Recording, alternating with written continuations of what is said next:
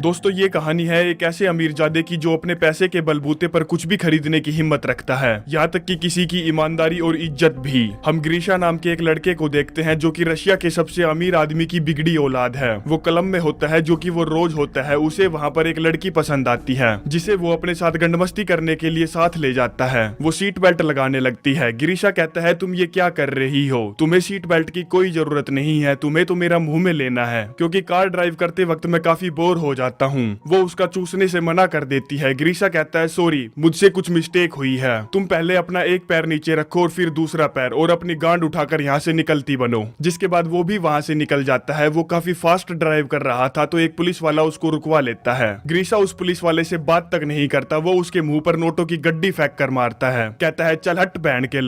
Police वाला उसको रोकने के लिए उसकी कार के सामने आ जाता है, लेकिन वो फिर भी नहीं रुकता। पुलिस वाला उसकी कार के सामने लटक जाता है। वो कहता है भोसड़ी के हट जा, मुझे सामने कुछ भी नहीं दिख रहा। आगे हम उसके डैड गुस्तावो को देखते हैं जो कि पुलिस स्टेशन आया है। पुलिस वालों के साथ उसकी अच्छी साठगांठ है। ऑफिसर बताता है कल रात उसने एक पुलिस वाले को घूस देने की कोशिश करी, जिसके बाद उसने उसकी दोनों टांगे तोड़ दी, जिसके साथ साथ उसकी गांड में भी क्रैक आया है। सच कहूँ तो वो अपनी लिमिट क्रॉस करता जा रहा है, तुम्हें उसका कुछ करना ही पड़ेगा। हम ग्रीशा को देखते हैं जो कि बिल्कुल रिलैक्स होकर थाने में आराम फरमा रहा है। कहता है बहन के लोग मुझको कुछ पीने के लिए दो, मैं यहाँ बोर हो रहा हूँ, कम से कम किसी को यहाँ नाचने के लिए तो भेजो। गुस्तावो अपने बेटे को छुड़ाकर वहाँ से बाहर ले आता है और उस पर भड़कने लगता है, लेकिन ग्रीशा को घंटा भी कोई फर्क नहीं पड़ता, क्योंकि उसको पता था कि वो इकलौता है और उसका पिता उसका झाट का बाल भी नहीं उखाड़ सकता। गुस्तावो गुस्से में वहाँ से चला जाता है। हम एक डांस शो देखते हैं जिसको मैनेज कर रही है नताशा। गुस्तावो उसके पास जाता है, कहता है मैं परेशान हूँ, मेरी परेशानी दूर करो। अगले दिन वो दोनों लाइट आउट के पास जाते हैं जो कि हॉरर मूवी बनाने में एक्सपर्ट है। वो एक फंदे से लटक कर रिहर्सल कर रहा है। गुस्तावो उसे अपने बेटे के बारे में बताता है और उसे डरा धमकाकर सीधा करवाना चाहता है, जिससे वो सबकी इज्जत करने लगे और दूसरों के लिए उसके दिल में प्यार उमड़े। वो सभी मिलकर एक प्लान बनाते हैं, जिसके कुछ दिन बाद हम देखते हैं कि एक भंगार वाला उसकी लग्जरी कार को उठाकर वहाँ से निकल लिया है। ग्रीशा उस भंगार वाले के पीछे दौड़ता है। तभी एक बंदा पीछे से उस पर बेहोशी का इंजेक्शन फायर करता है, जिससे वो गाड़ी से टकराकर वहीं बेहोश हो जाता है। अगले दिन उसको उठाने के लिए बिली उसके मुंह पर पानी फेंकता है। कहता है सुन बेचूतिया, मालिक ने तुझसे घोड़ा तैयार करने के लिए कहा था, क्या तूने किया? ग्रीशा की नजर उसके पहनावे और आसपास की जगह पर पड़ती है। वो सोचता है कल रात शायद ज्यादा हो गई थी। वो अपने फोन को ढूंढने लगता है। कहता है मुझे बस एक कॉल करने दो। तभी वहाँ पर एक आदमी आता है जो कि उसे गाली बकते हुए वहाँ से बाहर फेंक कर मारता है। ग्रीशा उससे कहता है सुन बहन के लोड़े, ये जो भी तू कर रहा है इसके लिए एक दिन तुझको पछताना पड़ेगा। वो कहता है कल मैंने तुमसे घोड़ा तैयार करने के लिए कहा था। ग्रीशा कहता है कौन सा कल, मैंने तो तुमको आज पहली बार देखा है। तभी इस पूरे गांव का मालिक आता है। वो अपने बेटे दा विंची से उसकी गुस्ताखियों के लिए उसे सजा देने के लिए कहता है, जिसके बाद एक कोड़े से उसकी खाल उधेड़ी जाती है। गांव का मालिक कहता है मेरी चाय खत्म होने से पहले मुझे मेरा घोड़ा तैयार चाहिए। बिली आता है और उसे अस्तबल में ले जाकर घोड़े के सामने खड़ा कर देता है। ग्रीशा कहता है मुझे एक कॉल करनी है, कहाँ से करूं? मैं इन सभी चूतियों को देख लूंगा, अगर मैंने इनके घुटने धरती में ना टिकवाए तो मैं भी मेरे बाप की औलाद नहीं। बिली कहता है तू जो भी बक रहा है मुझे कुछ भी समझ में नहीं आ रहा। जिसके बाद ग्रीशा वहाँ से भागने लगता है। वो सबसे कहता है पुलिस को कॉल करो, पुलिस को कॉल करो, लेकिन वहाँ के लोगों को घंटा भी नहीं पता होता कि पुलिस क्या होती है। बिली उसे पहनने के लिए कपड़े देता है। वो कहता है मेरे कपड़े कहाँ हैं, मेरी जीन्स, मेरे जूते, मेरे जैकेट, और यहाँ पर सब कुछ इतना अजीब क्यों है? तुम सबके मोबाइल फोन कहाँ है हवाई जहाज, कहाँ है गाड़ियाँ और कहाँ है इंटरनेट? ये 21वीं सेंचुरी है। वो कहते हैं नहीं, ये सन 1860 है। जिसके बाद आखिरकार उसे पकड़ लिया जाता है, जहाँ पर उसे बाकी कैदियों की तरह फांसी लगाने के लिए ले जाया जाता है। वो सोचता है कि ये सब मेरे सपने हैं, यहाँ पर जो भी कुछ हो रहा है वो कुछ भी हकीकत में नहीं है। लेकिन जैसे ही उसके गले का फंदा टाइट किया जाता है वो समझ जाता है कि उसके लोड़े लगने वाले हैं। तभी वहाँ पर एंट्री होती है एक खूबसूरत हसीना की, जो कि इस गाँव के मालिक की बेटी है और डाविंची की बहन है। वो अपने पिता से कहती है पिताजी कम से कम आज के दिन तो ये कत्लेआम रहने दो, क्योंकि आज मेरा जन्मदिन है और मैं नहीं चाहती कि आज के दिन किसी को भी मारा जाए। फांसी कैंसिल कर दी जाती है। बिली देदिती के पैरों में पड़कर उसका बहुत बहुत धन्यवाद करता है, लेकिन ग्रीशा उसे घूरता रहता है। वो किसी तरह का कोई धन्यवाद नहीं करता। हम ऊपर आसमान में एक बाज को देखते हैं जो कि कोई बाज नहीं है, बल्कि वो एक ड्रोन है जिससे इस पूरे गांव पर नजर रखी जा रही थी।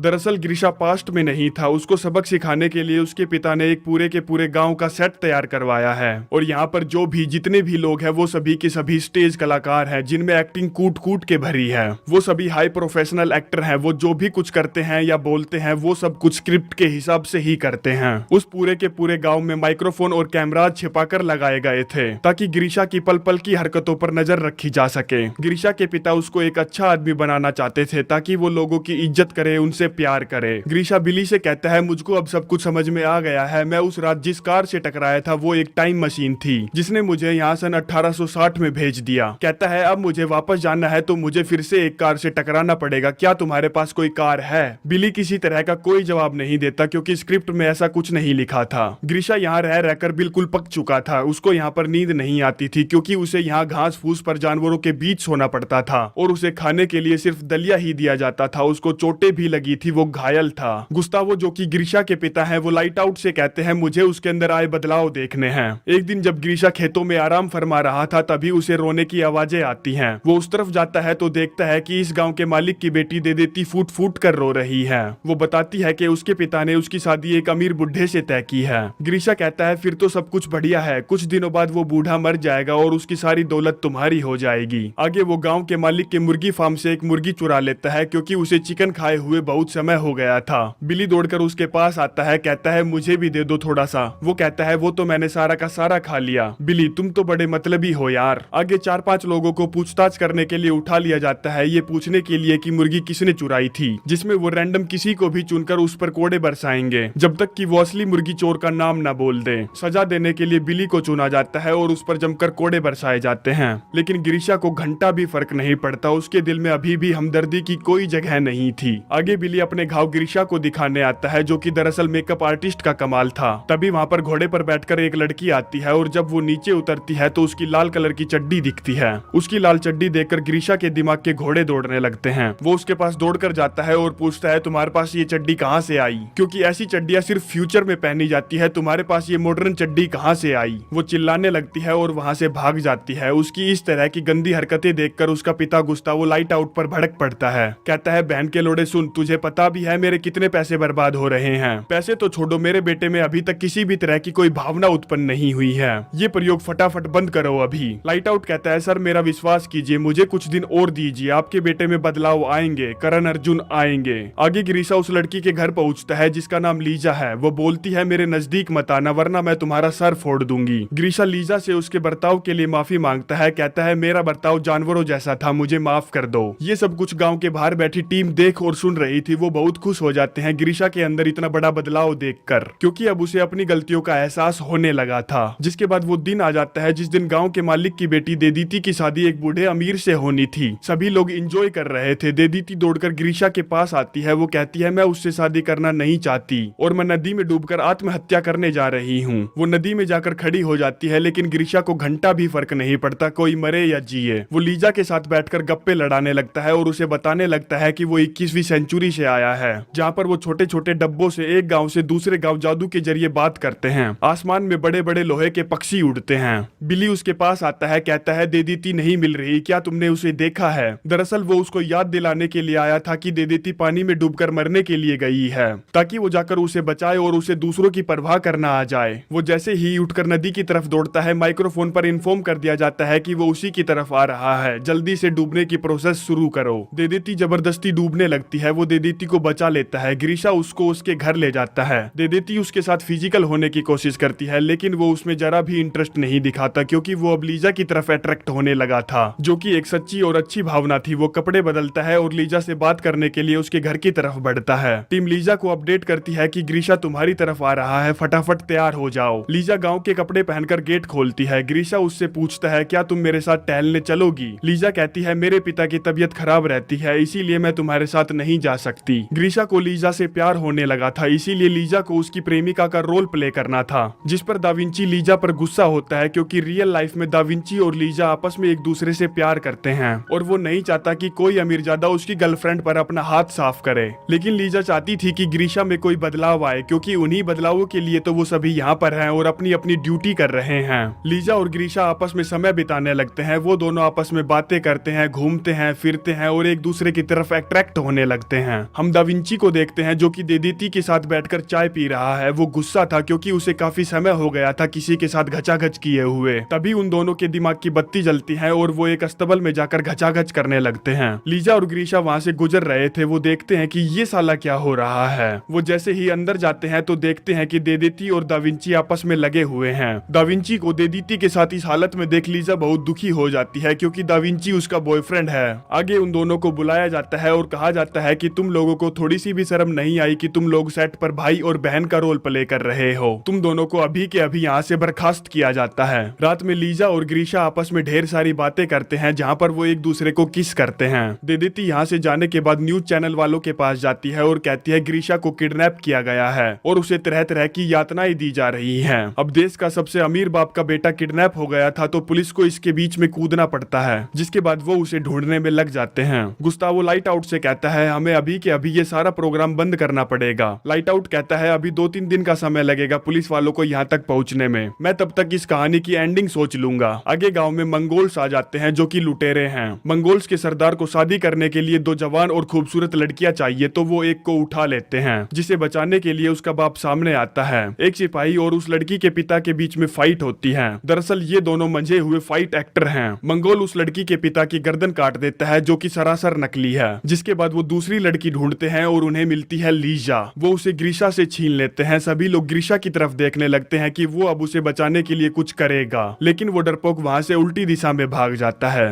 लीजा से उसे चिल्लाकर बुलाने के लिए कहा जाता है। वो कहती है मुझे बचाओ ग्रीशा, मुझे बचाओ ग्रीशा, लेकिन वो नहीं आता। सभी लोग परेशान हो जाते हैं कि अब वो लोग क्या करें, क्योंकि इस तरह की एंडिंग तो उन्होंने सोची भी नहीं थी। ग्रीशा उस घोड़े के पास पहुंचता है जिसकी वो देखभाल किया करता था। वो कुछ सोचता है और वापस आता है। वो लोग फटाफट रेडी हो जाते हैं, जिसके बाद वो 1-2 मंगोलियों को मारकर लीजा को लेकर वहाँ से भाग जाता है। तब तक ग्रीशा को ढूंढते हुए पुलिस वाले भी गाँव पहुँच जाते हैं, लेकिन उन्हें यहाँ ग्रीशा नहीं मिलता। वो पूछते हैं तुम लोग यहाँ क्या कर रहे हो। वो कहते हैं यहाँ पर हमारी मूवी की शूटिंग चल रही है, जो कि किसी तरह का कोई जुर्म नहीं है, इसीलिए पुलिस वालों को वहाँ से जाना पड़ता है। ग्रीशा और लीजा दौड़ते हुए एक पेट्रोल पंप पर पहुंच जाते हैं। ग्रीशा आश्चर्यचकित हो जाता है कि वो सन 1860 से अचानक आधुनिक समय में कैसे आ गया। तभी पीछे से एक स्नाइपर उस पर बेहोशी के इंजेक्शन से फायर करता है, जिससे वो वहीं बेहोश हो जाता है। उसे होश आता है तो उसका पिता गुस्तावो उसे बताता है कि उसका एक्सीडेंट हुआ था और वो पिछले 3 महीनों से कोमा में था, इसीलिए उसको कुछ भी याद नहीं है। उसके अंदर बहुत सारे बदलाव आ चुके थे। जिसके बाद वो क्लब में जाता है, लेकिन उसे दारू जैसी नहीं लगती, लड़कियां जैसी नहीं लगती, अपनी महंगी कारों से टाटा नैनो जैसी लगती है। उसकी अब किसी भी चीज में कोई दिलचस्पी ही नहीं बची थी। वो उस पुलिस वाले के पास जाता है और अपनी कार की चाबी माफीनामे के तौर पर उस पुलिस वाले को दे देता है, जिसकी गांड को उसने चकनाचूर कर दिया था। एक दिन वो ऐसे ही क्लब में बैठा कुछ सोच रहा था कि उसकी नजर देदेती और दाविंची पर पड़ती है। वो उसे सब कुछ बता देते हैं कि तुम्हारे साथ जो कुछ भी हुआ वो कोई एक्सीडेंट नहीं था, ना ही तुमने कोई टाइम ट्रेवल किया था, वो सब कुछ किया धरा तुम्हारे बाप का ही था। जिसके बाद वो उसे लीजा से मिलवाने के लिए लाते हैं। वो लीजा से कहता है मैं तुमसे प्यार करता हूँ। लीजा कहती है मैंने तुम्हें बहुत मिस किया। जिसके बाद वो दोनों किस करते हैं। हम उसके पिता गुस्तावो को देखते हैं जो कि नताशा से शादी कर रहे हैं। ग्रीशा भी वहाँ पहुँचता है और उन्हें मुबारकबाद देता है। कहता है धन्यवाद पिताजी, आपने मुझे एक अच्छा और जिम्मेदार इंसान बनाया। उसके पिता उसे अपने गले से लगा लेते हैं। आखिरी सीन में हम देखते हैं ग्रीशा अब उसी के जैसे अमीर और निकम्मे बच्चों को सुधारने का काम करता है। जिसके बाद ये खूबसूरत कहानी यहीं पर समाप्त हो जाती है। भाइयों और बहनों, वीडियो कैसी लगी प्लीज कमेंट करके जरूर बताएं और चैनल को सब्सक्राइब करना ना भूलें। तो चलते हैं, मिलते हैं नेक्स्ट वीडियो में। धन्यवाद।